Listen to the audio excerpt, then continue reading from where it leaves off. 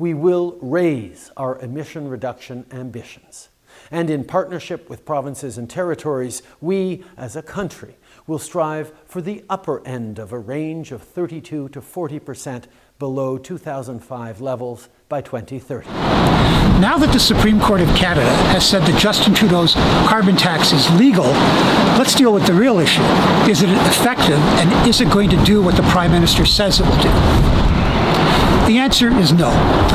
According to the United Nations Intergovernmental Panel on Climate Change, which is the definitive body on this issue, globally, we have to reduce our carbon dioxide emissions linked to fossil fuel energy by 45% compared to 2010 levels. To do that in Canada, we'd have to shut down 100% or the equivalent of 100% of our oil and gas sector and 84% of the transportation sector in 9 years by 2030.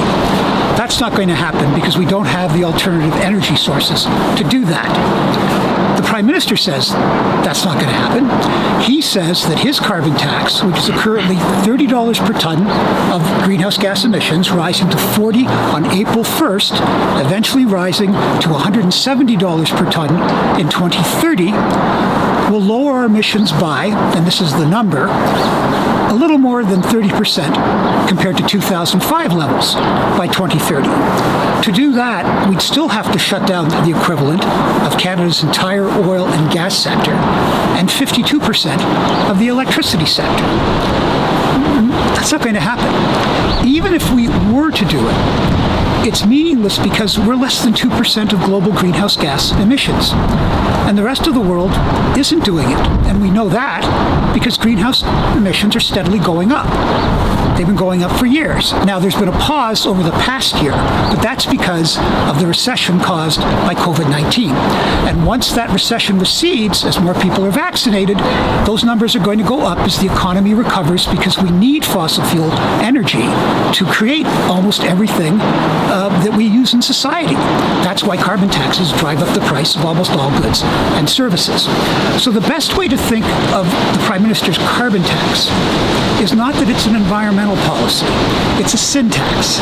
It's a sin tax similar to what governments levy on cigarettes, on alcohol. It's never going to eliminate the use of those things, but it's a penalty for using them, if you like. The problem with the carbon tax is that the penalty it's imposing on us is using fossil fuel energy, which we have to use because we live in a big, cold, northern, sparsely populated country with major fossil fuel resources, and we don't have the alternatives at this point to replace them. I'm Laurie Goldstein of Sun Media. We're always interested in hearing your views, and please follow us on Twitter, Facebook, and our YouTube channel.